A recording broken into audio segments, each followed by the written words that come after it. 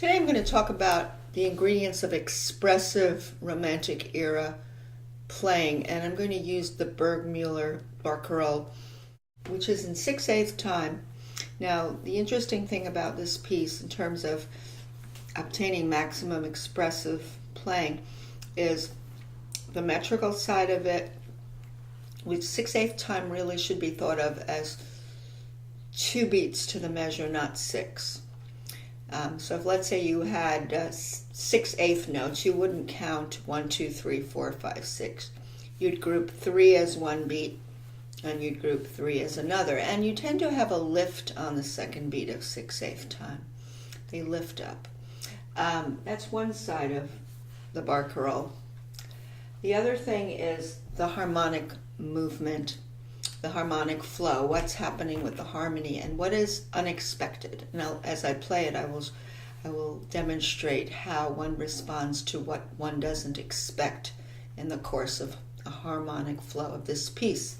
There's also melodic contour and what is also unexpected. You might think the composer is starting to repeat something and he deviates a bit in the melody. That creates an expressive possibility for the player.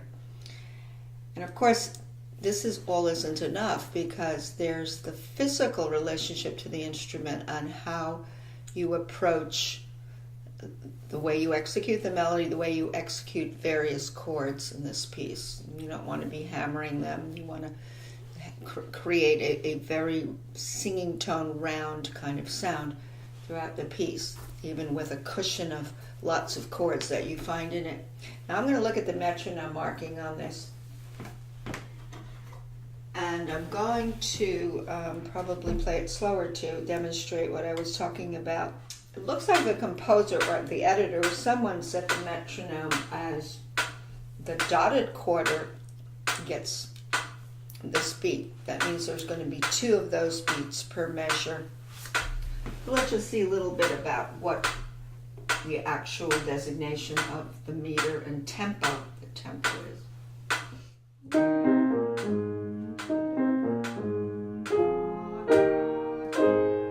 Okay, so we know that that's what we're going to strive for. As you look at a new piece, you know ultimately that's what you're going to strive for. That doesn't mean in your practicing you're going to be doing that, especially if it's a new piece. So I'm not going to play it like that when I go through the analysis of what I wanted to do. I think it's important to go through the chords of A flat major and know what the major and minor and diminished chords are of the scale. If I play a chord on every scale, so A flat is the tonic, it's major chord. The 2 chord is a minor chord. The 3 chord is minor. The 4 chord is major. The 5 chord is major, that's the dominant. The 6 chord is minor. And the 7 chord is diminished. And then back to the tonic or the 1 chord is major. Now when you start, you're already thinking of that beautiful fall down of these notes in 2, not in 6. I'm going to go slower than that metronome. I'm going to go really slow for now and go 1, 2, just to show what I do. 1, 2. It falls down. You have to use a little bit of wrist motion. Wrist forward. Why do I do that? I mean, it does have a diminuendo kind of, so you might want to do a little bit leaning on the E flat so that you could make the diminuendo. It's supposed to be double P, so this takes a bit of control. So a little bit more on T.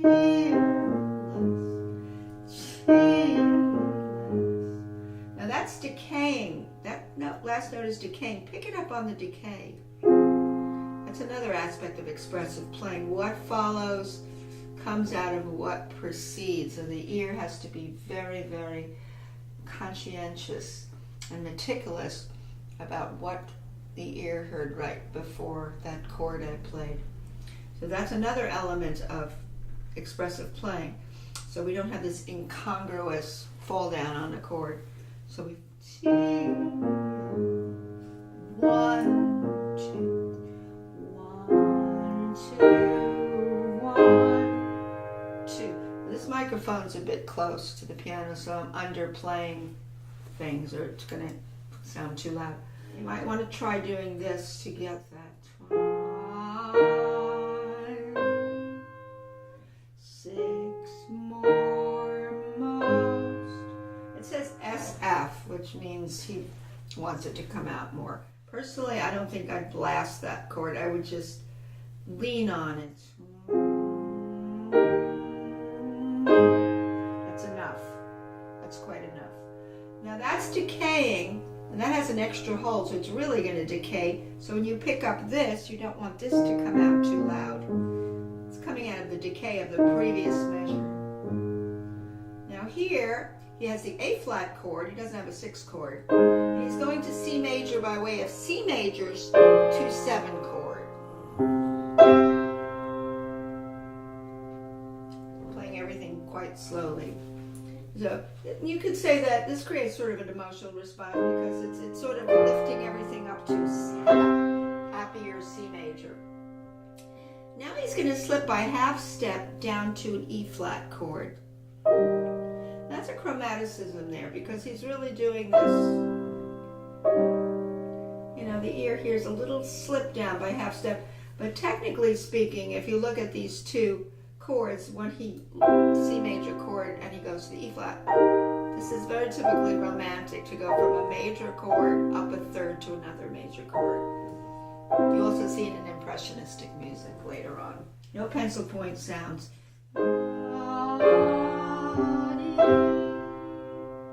Now he slips down to dolce, so listen to the decay come in on the end of the preceding decay. I'm really going slow. 1, 2,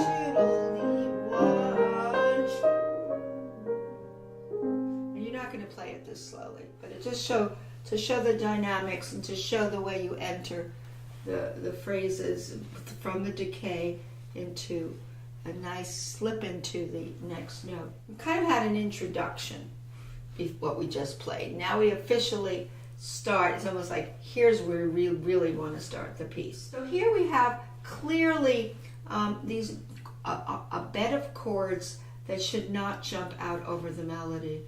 So you want to be kind of like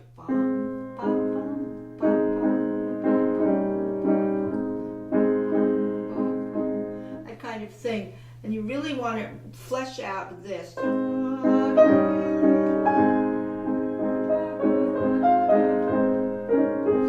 the 2. 1, 2, 1, 2. Now what happens here? This is the unexpected harmonic surprise. Here he went clearly tonic, dominant, tonic. Passing dissonance to tonic.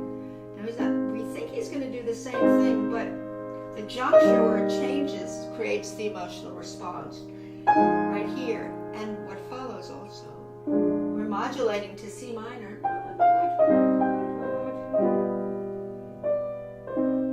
Now you've got to respond to that by feeling and doing something different than you did before. Here you went happily along. 1, 2, 1, 2. Now crescendo.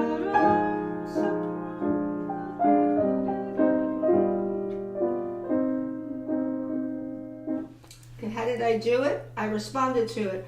I made my crescendo, but I kind of delayed this. And then I responded to this a little less. And then I melted the cadence.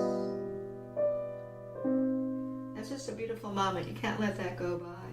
Let's see what we get back to the metronome. But you can't play like a metronome here.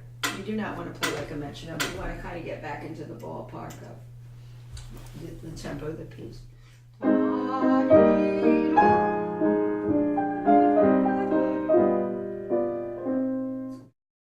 Now he's going back to the A flat key right away, and it's dominant. Now what what you have here is a little bit of an embellishment of the dominant by way of this diminished chord. Diminished chord, dominant.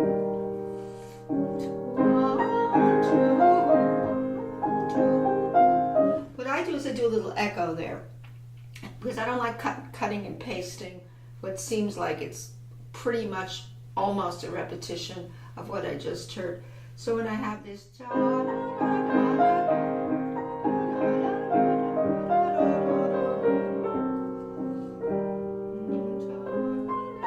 he's modulating to the E flat key, which is the dominant key of A flat, by way of the 2-7 chord of A flat major.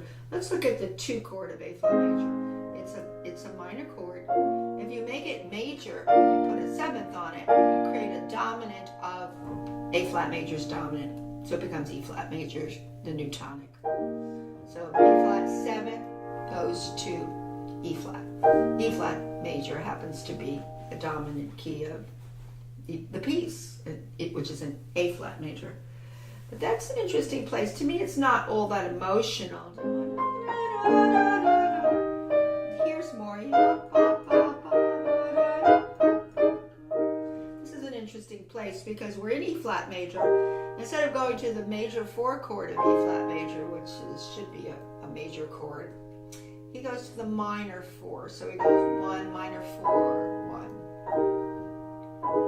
So that's kind of a tweak of harmony there. I do something with that.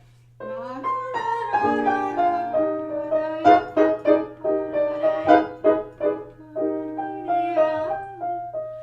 you notice when I do this little transition, I'm not finger punching that, but I'm thinking in 2, and I'm thinking of rotations through this, like this. 1, 2, 1, 2. Because he wants a diminuendo and he wants a poco rallentando. He wants you to think 2 things, getting softer and broadening, but a little bit of broadening, not a lot of broadening. This piece goes by fairly quickly, and so you can't do these exaggerated kind of transitions. So what we had here was E flat major, minor 4,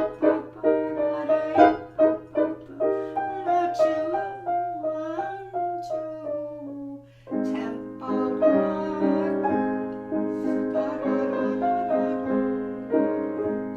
The other thing I do for expression is I'm really careful when I'm going from dotted quarter to dotted quarter to a tied note that I entered a little delay, because the delay prevents a punch of a longer note. You don't want to punch that note. You want to make it expressive. So the way I do it, you can see how I did it.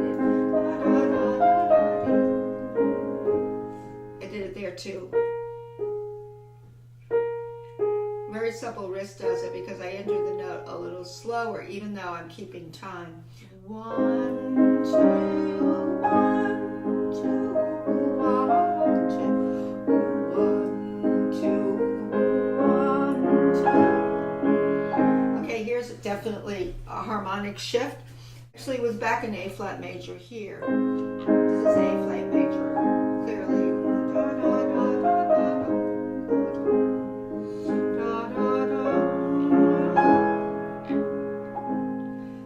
He's basically going 4 chord to 1 chord, but he's going major 4 chord, minor 4 chord, 1 chord. So the minor 4 chord from a major 4 chord creates the emotional response right there.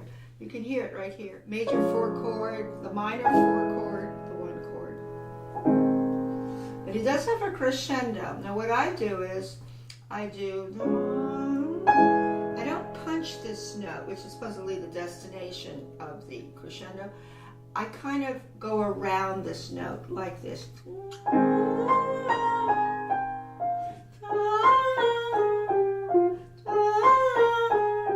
Come around it. Because it's that sense of 2, but there's also a roundness the way it's going to a skip and then a step down. So this is an expressive kind of maneuver for me, is not to punch what we would think is, that's not musical enough for me, but what's musical is come around this note, then get in the keys.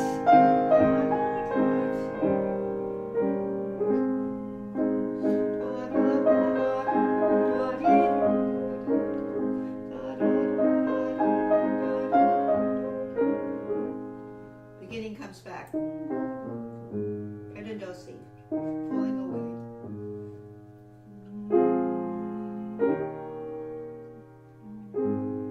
What's really interesting is the end and the beginning are almost alike, in the sense that ti-da-da-da was the beginning, ti-da-da-da, and you had the 6th chord to the 5th chord to the 1, but it went do, re, mi. This time it's the same harmony, but it's do, re, do. Yeah, and if you're aware of that, you make the listener aware that something's coming back as a memory of the beginning, but it's a little bit altered. And that has to reflect in the playing.